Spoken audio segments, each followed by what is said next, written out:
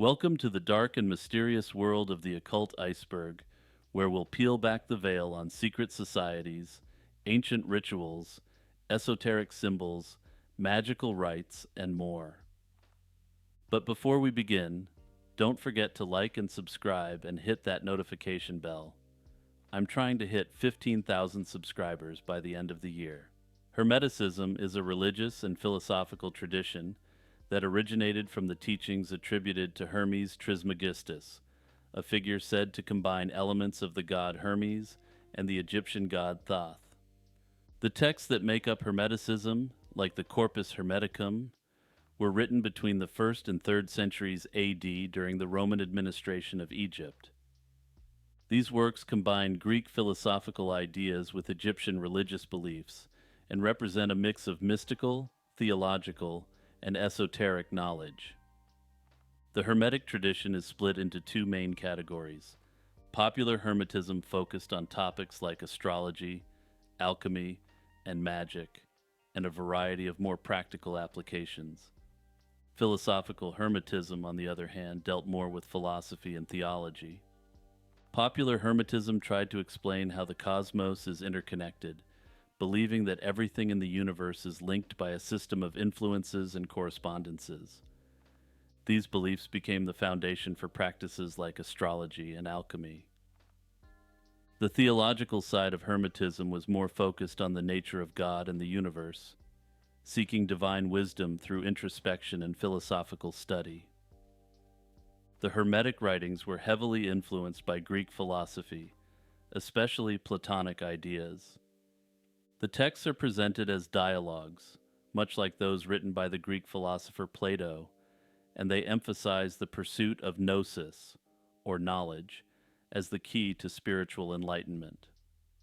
Similar to Gnosticism, which also emerged during this period, Hermeticism teaches that individuals can achieve spiritual rebirth and union with a higher power through knowledge.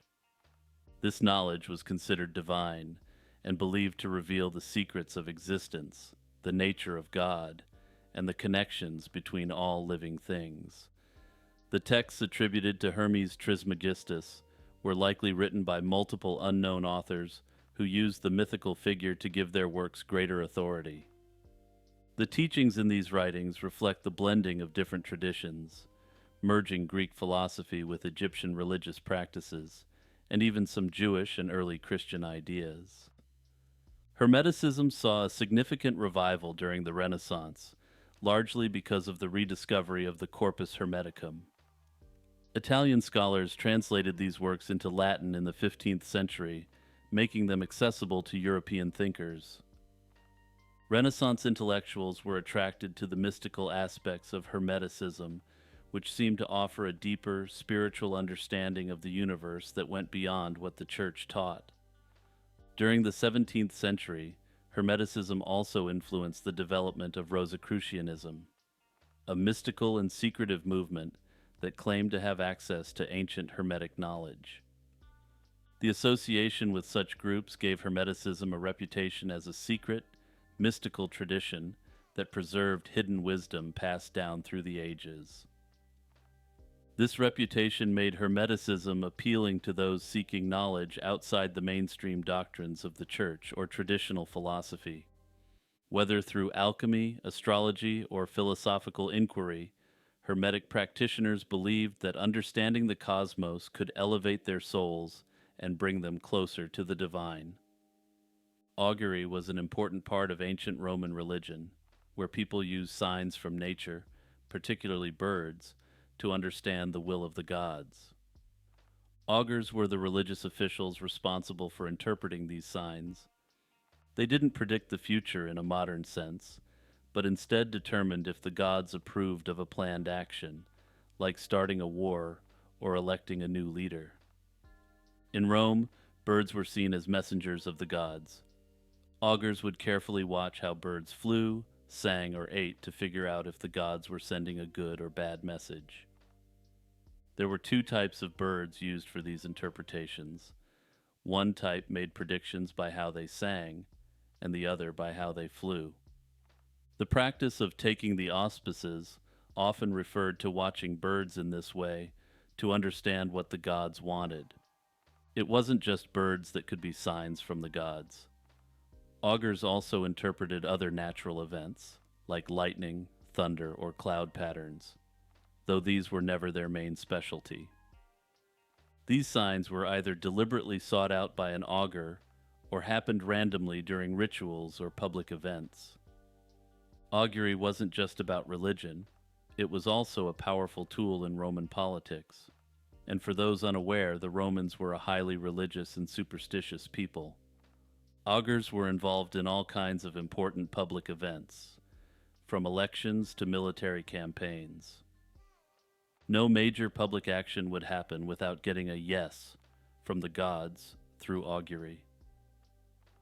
The Romans believed that ignoring the signs could lead to disaster, so the augur's interpretations held a lot of weight. Originally, only the Roman upper class, called patricians, could become augurs. This meant that they controlled what was seen as the will of the gods. However, during the Republican period, in around 300 BC, plebeians were allowed to practice augury as well. Augury followed strict procedures. The augur would stand in a sacred area and use a special curved staff to mark out the space in the sky where they'd watch for signs. This area was considered holy, and within it, the augur believed they could properly connect with the gods and understand their will. Another way augury was practiced was by watching sacred chickens. Yes, you heard me correctly. These were holy chickens. The augur would watch how these chickens ate. If they ate eagerly and food dropped from their beaks, it was considered a good sign. If they refused to eat, made strange noises, or acted out of the ordinary, displaying unnatural chicken behavior, it was a bad omen. As Christianity spread throughout the Roman Empire, the practice of augury gradually declined and eventually disappeared. Wicca is a modern pagan, earth-centered religion, and is often considered part of the broader category of neo-paganism. It was founded in England during the early to mid-20th century by Gerald Gardner, who claimed he was initiated into a secret witch coven called the New Forest Coven in 1939. And I'll get back to the disputed origins of Wicca shortly, but first I'll be discussing the basics of the belief system and the publicly accepted history. Gardner publicly introduced Wicca in the 1950s, blending elements of pre-Christian beliefs, ceremonial magic, and Western esotericism. He popularized it through books like Witchcraft Today in 1954 and The Meaning of Witchcraft in 1959. The religion quickly spread and evolved, especially after it was brought to the United States in the 1960s. Wicca is sometimes referred to as the craft, partly in an effort to dissociate it from Christian ideas of what witchcraft traditionally involved. Its foundation is heavily based on the writings of Margaret Murray, who proposed the witch cult hypothesis, claiming that a pre-Christian, pan-European pagan religion survived underground. Murray's ideas were largely discredited, but they heavily influenced the portrayal of Wicca as a continuation of ancient traditions.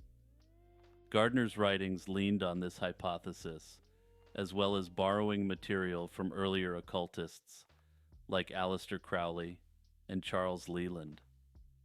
Gardner even created the Book of Shadows, a central text for Wiccan rituals, which he initially claimed was ancient, but was later revealed to be largely compiled from various modern sources.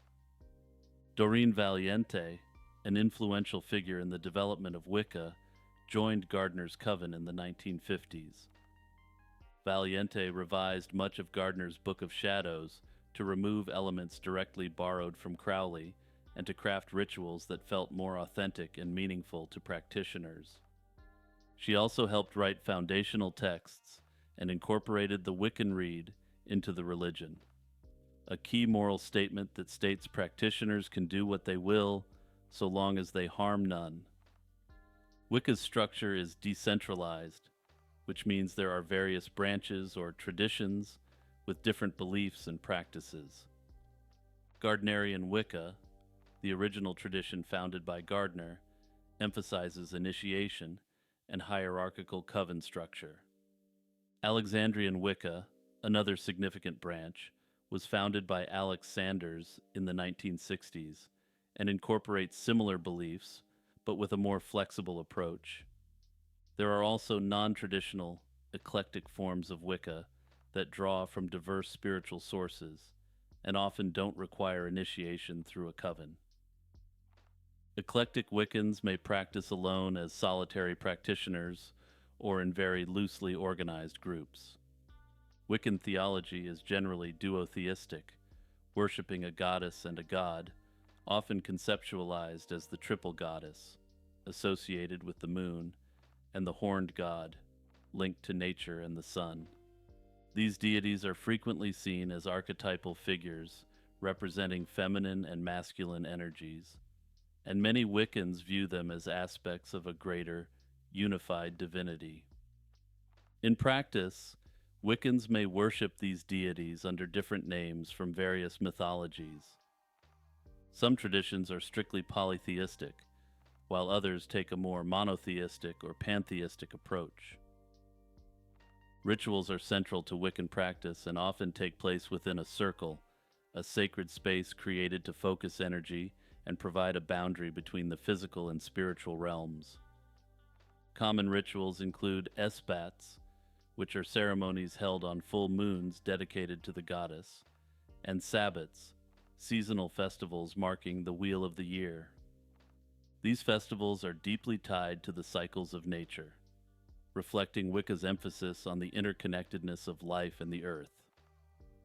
Magic is also an integral part of Wicca, often seen as a natural force that can be manipulated through the use of rituals, symbols, and intentions.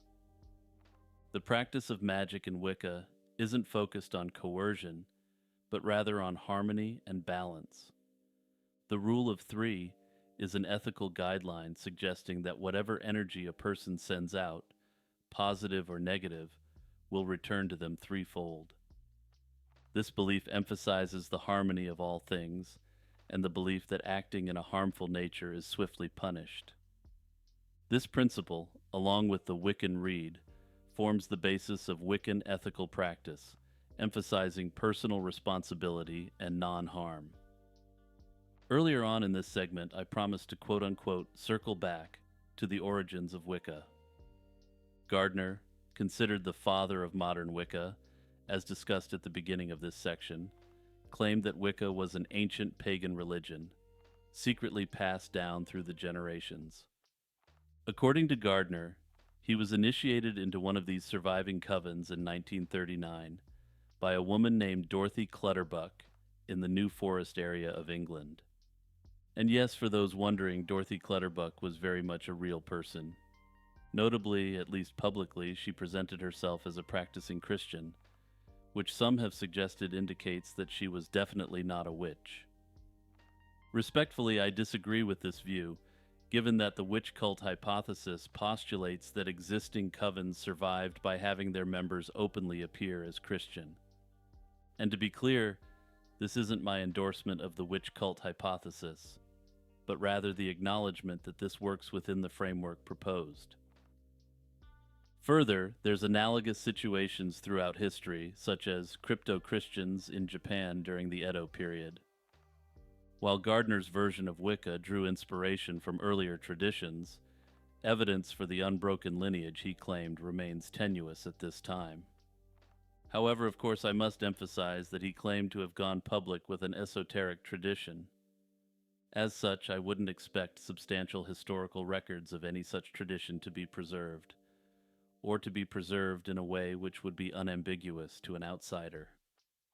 Charles Hoy Fort is famously known for his extensive collection and analysis of anomalous phenomena, which challenged the conventional scientific understanding of his time. Fort's work, which has since inspired a subculture of Fortians dedicated to the study of unexplained phenomena, remains a critical cornerstone in the exploration of the unknown.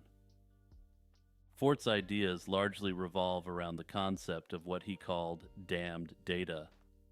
information that is excluded by mainstream science because it does not fit within established paradigms.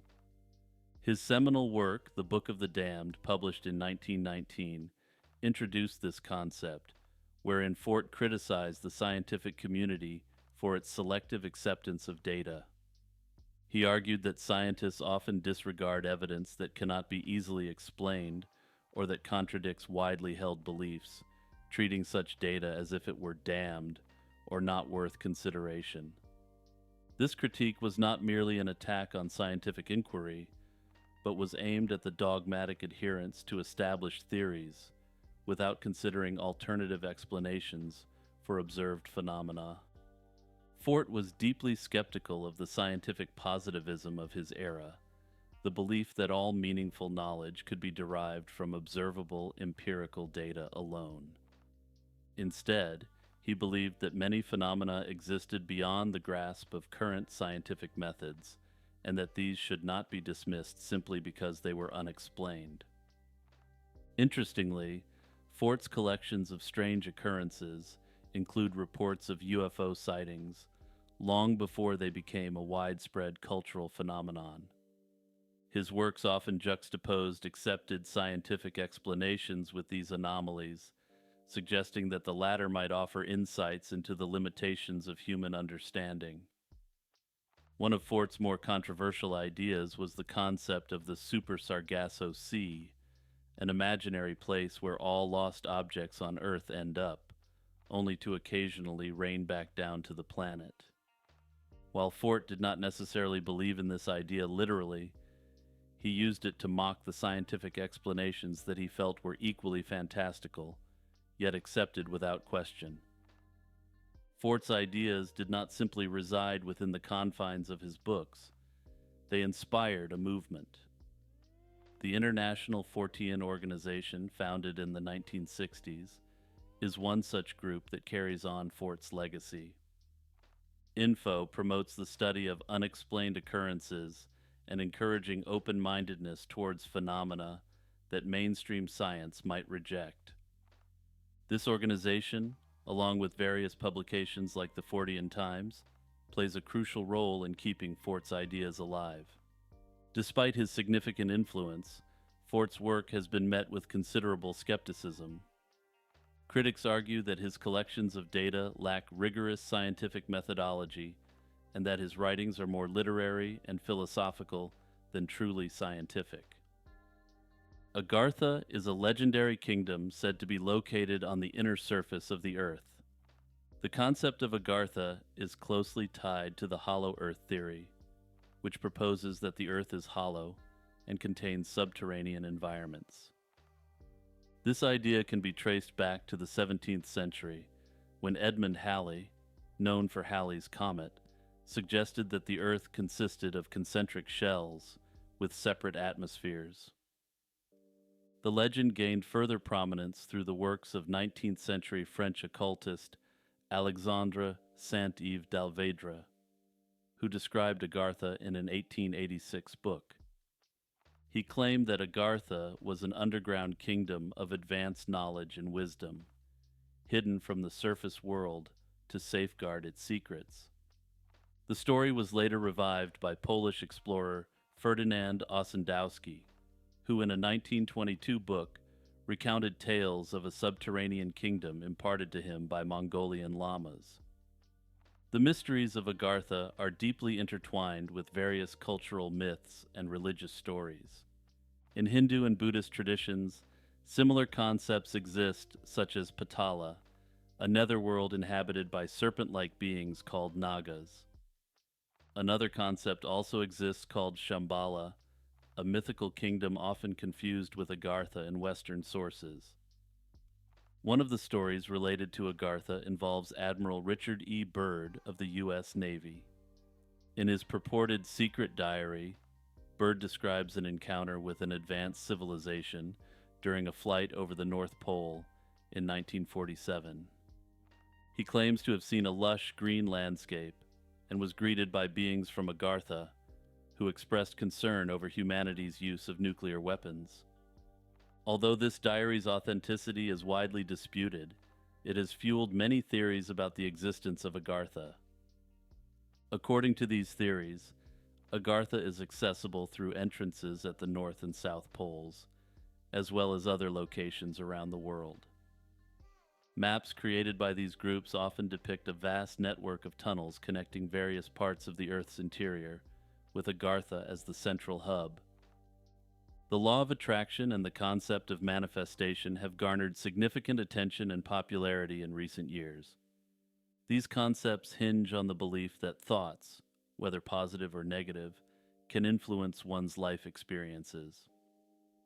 The law of attraction suggests that like attracts like, meaning that if you focus on positive thoughts, positive outcomes will manifest in your life, with the same for negative thoughts. The root of the law of attraction is thought to be traced back to the early 19th century, with thinkers who emphasized mind over body type philosophies. The term itself was first used by American spiritualist Andrew Jackson Davis in 1855 in the context of spiritual beliefs concerning the human soul and the afterlife. However, it wasn't until the late 19th century that the law of attraction was explicitly articulated as a principle by Prentice Mulford. Mulford argued that thinking positive thoughts attracts positive things, which remains the core of the law of attraction. Throughout the 20th century, the law of attraction gained momentum, particularly through influential self-help books like Napoleon Hill's Think and Grow Rich in 1937. Though this work did not directly cite the law of attraction, it propagated the idea that one's mindset could significantly impact one's material and spiritual success. The law of attraction entered mainstream consciousness in the early 21st century, largely due to the success of the film and book The Secret by Rhonda Byrne. The Secret popularized the law of attraction by presenting it as a form of esoteric knowledge that could lead to wealth, health, and happiness. This work suggests that by focusing on what you want, visualizing it, and maintaining a positive mindset, you can attract your desires into your life. The book and film became a cultural phenomenon, selling millions of copies worldwide and inspiring countless individuals to adopt manifestation practices. One of the key aspects emphasized by Byrne is the power of gratitude and visualization. According to The Secret, expressing gratitude for what you already have and vividly imagining your desired outcomes are essential practices for activating the law of attraction. These ideas resonate with many people who believe that they have experienced real-life benefits by following these principles.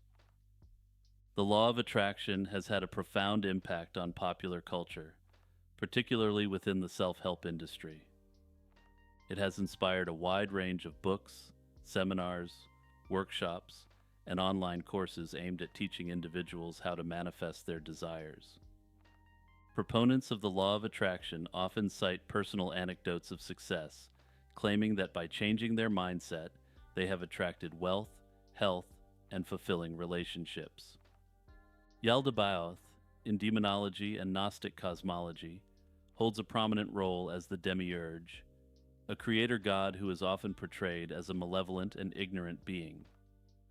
Yaldabaoth is frequently depicted as a lion-headed serpent, symbolizing his brute strength and base instincts as well as deceit or self-deception.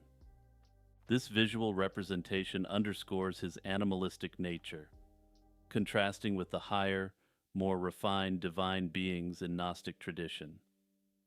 This figure originates from Gnostic texts discovered in the Nag Hammadi Library in 1945, which shed light on early Christian and Gnostic beliefs. In Gnosticism, Yaldabaoth is the offspring of Sophia, a divine being who, without the consent of the higher divine powers, attempts to create a being apart from the divine realm. This flawed creation is Yaldabaoth, who, ignorant of his origins, believes himself to be the supreme god. In this belief, he created the material world and other rulers, known as archons, to govern it. Yaldabaoth's ignorance is central to Gnostic cosmology. In these traditions, he is depicted as the false god who imprisons divine sparks, fragments of the true divine essence, within human beings, entrapping souls in the material world. Gnostics contrast him with the hidden, transcendent true God, emphasizing the dualistic struggle between the material and spiritual realms. For Gnostics, Yaldabaoth represents the flawed nature of the material world, a place of suffering and ignorance. Liberation is only possible through gnosis, or secret knowledge of the true way the universe works. In certain Gnostic sects, he is directly linked to the God of the Old Testament, portrayed as an arrogant and wrathful deity who falsely claims to be the only God. This starkly contrasts with the benevolent, unseen true God of the Gnostic tradition, as well as the teachings of Christ, who is seen as the emissary of this true divine being. This interpretation places Yaldabaoth in opposition to the Christ of the New Testament, who seeks to liberate humanity from the ignorance imposed by creation. In some demonological texts, this figure is identified as the serpent in the Garden of Eden. Hey everyone, it's Jimmy here, just reminding you to like and subscribe and to hit the notification bell. Also, if you're enjoying the video so far, don't forget to hit the share button and send my video to your friends and family. And if you want to take it to the next level, check out the Patreon or the YouTube membership and support the channel for as little as $1 a month. The chronovisor is an alleged time-viewing device, reportedly developed by Father Pellegrino Ernetti, an Italian priest and exorcist, during the mid-20th century. According to Ernetti, this device enabled users to view and hear events from the past, like a television tuning into events throughout history. The most sensational of these claims includes observations of Jesus Christ's crucifixion and other biblical events. Other notable historical figures and events, such as speeches by Roman Senator Cicero and the end of Julius Caesar, were also noted to be viewable. Ernetti's descriptions suggest that the chronovisor worked through the use of specialized antennae made from mysterious metals, capable of capturing sound and light waves across the spectrum. This technology supposedly allowed it to record and project past events onto a screen, making it less of a time travel device and more of a viewer into history. Despite the intriguing nature of Ernetti's claims, they have been met with significant skepticism and controversy. Critics have pointed out that no concrete evidence of the device's existence has ever been presented. The key piece of supposed evidence, a photograph depicting the crucifixion of Jesus, was later quote-unquote debunked as a manipulated image resembling a sculpture. I've attached the image of Jesus in his final days, reportedly taken through the chronovisor. The debate over the chronovisor's existence is further complicated by the Vatican's secretive stance on the matter. While the Church has not confirmed the existence of such a device, a Vatican decree from 1988 threatened excommunication for its use. Theorists have suggested that there would be no need for a threat of excommunication if such a device didn't exist, or if the device did not have some form of power. This has fueled speculation about its possible reality and potential misuse. However, skeptics have noted that the decree may also have been issued to prevent deterioration of church doctrine. In his later years, amidst growing skepticism, Ernetti allegedly recanted his claims, stating that the stories about the chronovisor were fabricated. His confession, however, is disputed, and some believe it was coerced by the Church, or factions within the Church, that wanted to suppress this wondrous technology. However, some theories suggest that the CIA may have taken an interest in this technology, seeking to further develop it for covert operations. The idea is that the agency, intrigued by the potential of such a device for intelligence gathering and historical research, might have invested resources into refining the chronovisor. According to this theory, this potentially involved advanced quantum mechanics and cutting-edge technologies, to enhance the supposed capabilities of the original device. Speculation abounds that the chronovisor could offer unprecedented insights into historical events, or even predict future occurrences, making it a powerful tool for national security. Despite the lack of credible evidence, these theories continue to persist and have grown in popularity in recent years. Familiars in occult practice are supernatural entities believed to assist witches and magicians in their magical workings. Often taking the form of animals or animal-like creatures, they act as guides, protectors, or servants to the practitioner. In European folklore, particularly during the witch trials of the Middle Ages and the early modern period, familiars were thought to be demons or spirits given to witches by the devil. They commonly appeared as domestic animals such as cats, dogs, toads, or even insects, disguising their true nature from the untrained eye. These familiars were believed to possess magical powers, providing witches with knowledge, teaching them new spells, or performing tasks on their behalf.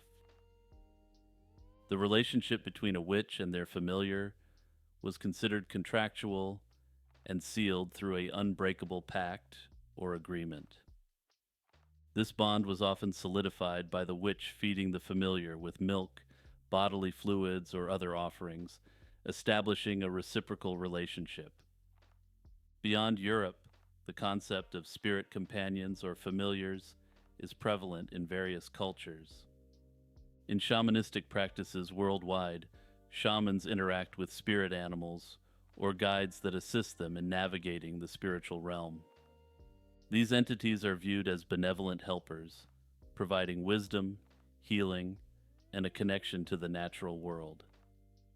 In some Native American traditions, for example, animal spirits play a crucial role in guiding and protecting individuals and communities. In African and Afro-Caribbean traditions such as voodoo, practitioners engage with spirit entities or deities called loa, which can act similarly to familiars. The use of familiars in occult practice is not limited to historical contexts. In contemporary paganism, witchcraft, and occultism, the concept of the familiar has evolved. Modern practitioners may interpret familiars as representations of inner aspects of themselves, spirit guides, or elemental energies. Some seek physical animal companions, believing that a strong bond with an animal can enhance their spiritual practice and connection to nature, though this is not universally accepted as being a familiar. In ritual magic and ceremonial practices, familiars can also be seen as thought forms or egregores, energies or entities created and empowered by the practitioner's focus and intent. These constructs serve specific purposes within the magical framework, acting as extensions of the practitioner's will. The creation and use of such entities require discipline and ethical considerations, as they involve manipulating subtle energies.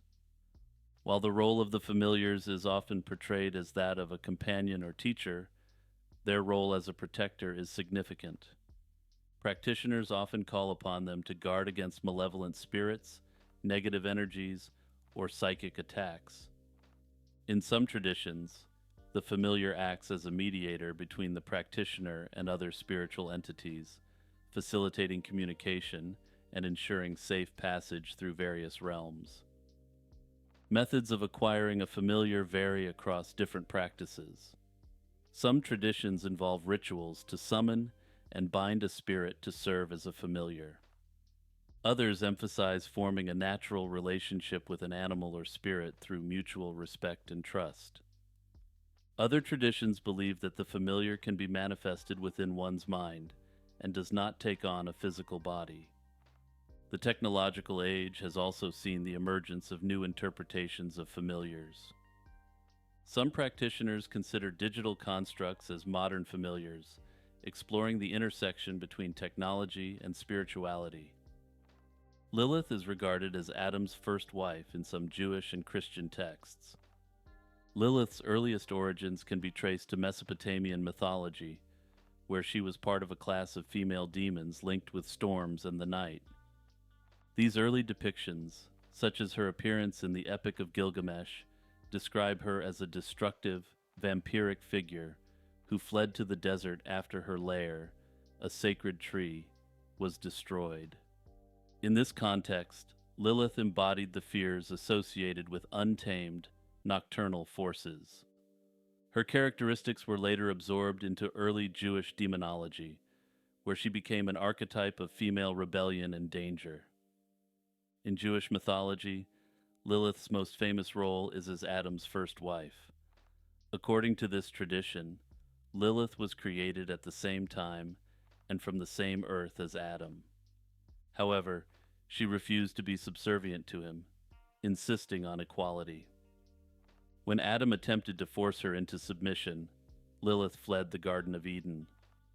According to tradition, this act of rebellion led her to be permanently cast out and transformed into a demon. In Kabbalistic traditions, Lilith is often paired with the archangel Samael, with whom she is said to have birthed numerous demonic offspring. Together, they are sometimes portrayed as a dark mirror to Adam and Eve, symbolizing the inversion of divine order. Amulets and incantations were commonly used to ward off Lilith's influence, particularly for women during childbirth, a time when she was believed to be most dangerous. These protective measures became a significant part of Jewish magical practices, often invoking angels or sacred texts to counteract her power. In Christian demonology, Lilith was often associated with witches, and was said to have command of legions of succubi meant to lead men astray. Modern interpretations of Lilith tend to paint her in a much more positive light than traditional interpretations did. In Wicca and modern witchcraft, Lilith is venerated as a symbol of feminine empowerment, autonomy, and the untamed aspects of the divine feminine. She is often invoked in practices that emphasize personal strength, independence, and resistance to societal constraints. Unlike the more demonized portrayals in older religious texts, in Wicca, Lilith is celebrated for her defiance against societal norms and is seen as a figure who embodies the power of self-determination. Remote viewing is a phenomenon that claims to allow individuals to perceive and describe information about distant or unseen targets through non-physical means. RV is typically described as extrasensory perception, more commonly called ESP. This concept has intrigued many, drawing both believers and skeptics, and has even garnered attention from government agencies, leading to its study under various secret programs. The formal investigation of remote viewing as a scientific endeavor began in the 20th century, with significant contributions from researchers like Ingo Swann, Harold Puthoff, and Russell Targ. These researchers were among the first to conduct controlled experiments in remote viewing, particularly under the auspices of the Stanford Research Institute in the early 1970s.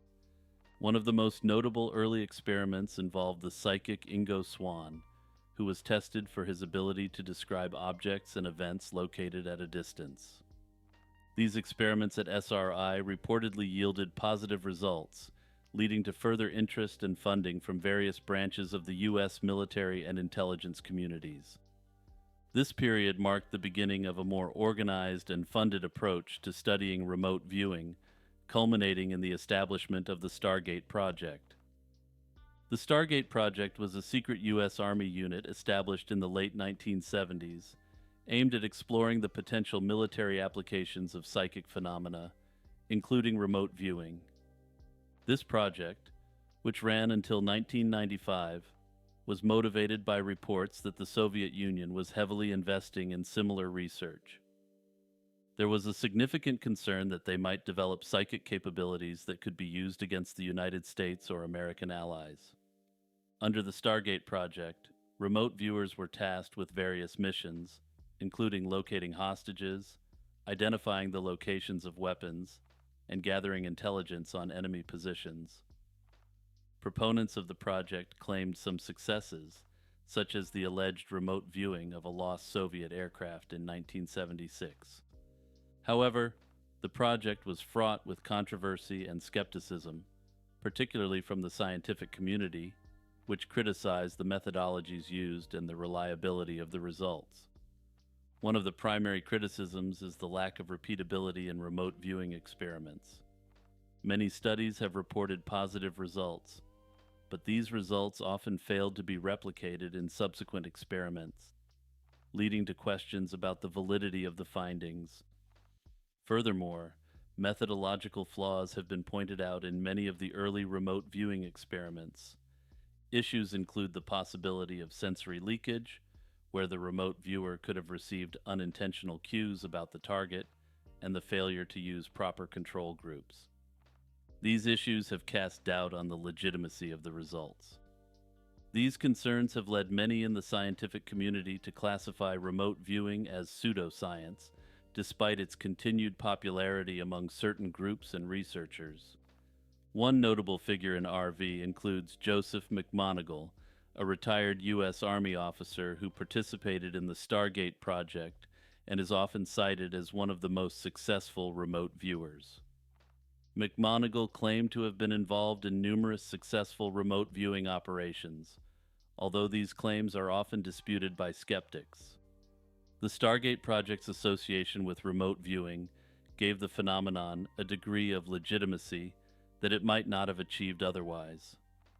The project received considerable funding over its two-decade existence, with the CIA and the Defense Intelligence Agency, or DIA, both playing significant roles in its continuation.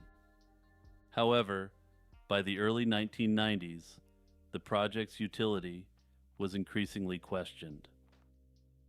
Consequently, the CIA terminated the Stargate project in 1995, marking the end of open official U.S. government research into remote viewing. The idea that remote viewing is still an ongoing government research project has persisted as a conspiracy theory for many years, despite the official closure of the Stargate project. Proponents of this theory argue that the U.S. government continued to secretly fund and conduct research into remote viewing, motivated by its potential intelligence applications. One of the central claims supporting this conspiracy theory is that the public termination of the Stargate project was merely a facade designed to remove the controversial research from public scrutiny. The rationale behind this theory is that the government would not abandon a project that had any potential strategic value. Particularly, observers have noted that if adversarial nations like Russia or China were believed to be exploring similar research, the U.S. government would not want to allow them any potential edge. Supporters of this theory often cite the secrecy that surrounded the Stargate project and the broader field of remote viewing research. The project was highly classified for many years, and only a fraction of the related documents have been declassified. The lack of transparency and the selective release of information fuel suspicions that much remains hidden from the public. There are also claims that remote viewing is being conducted under the umbrella of private contractors or within new, more covert government programs. The idea here is that by outsourcing the research or rebranding it under different projects, the government can plausibly deny its continuation while still reaping the benefits. The concept of Earth as a living entity has roots in both ancient mythologies and modern scientific theories. The idea that the planet itself is alive, or functions as a cohesive living organism, has evolved over centuries, influenced by both philosophy and scientific discoveries. Historically, the notion of the Earth as a living entity is reflected in many cultures. The Greeks, for instance, conceptualized Gaia, the goddess of the Earth, as a nurturing figure responsible for all life. Similarly, various indigenous cultures have believed that Earth possesses a spiritual essence or consciousness, attributing life to the environment that surrounds them. These early ideas laid the groundwork for modern interpretations that suggest Earth itself has qualities akin to a living being. The modern theory of Earth as a living entity gained prominence with the development of the Gaia hypothesis in the late 20th century. The Gaia hypothesis puts forth that Earth's biological and physical components interact in a complex system that maintains conditions favorable for life. It was suggested that the biosphere, atmosphere, oceans, and soil are all tightly coupled to form a self-regulating system that sustains life through feedback loops. Unsurprisingly, the theory was named after the Greek goddess, reflecting the view of Earth as a singular, living organism, which harkened back to the idea of the Earth as a literal entity. The Gaia hypothesis faced both support and criticism within the scientific community.